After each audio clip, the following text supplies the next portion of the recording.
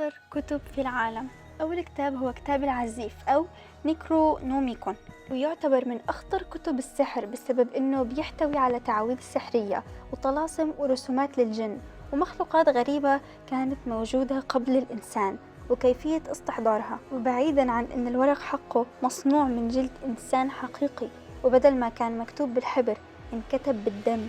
ثاني كتاب هو كتاب الموت الرحيم لجيمس هاردن، وهذا الكتاب بيحرض على الانتحار بشكل فظيع وفيه طرق لتحضير أكثر من 90 نوع من السم، وهذا الكتاب أدى الانتحار عدد كبير جدا من الناس، فتمنع تماما من كل الدول. ثالث كتاب هو شمس المعارف الكبرى، وأعتقد أنكم سمعتوا عنه قبل بسبب أنه بيمتلك شهرة كبيرة جدا، والسر وراء هذه الشهرة هو أنه بيحتوي على طرق لاستحضار الجن وبيتكلم عن الشعوذة والسحر، وتم تحريمه في أغلب الدول الإسلامية لأنه بيحتوي على أفكار هدامة وبينشر السحر والشعوذة بين الناس.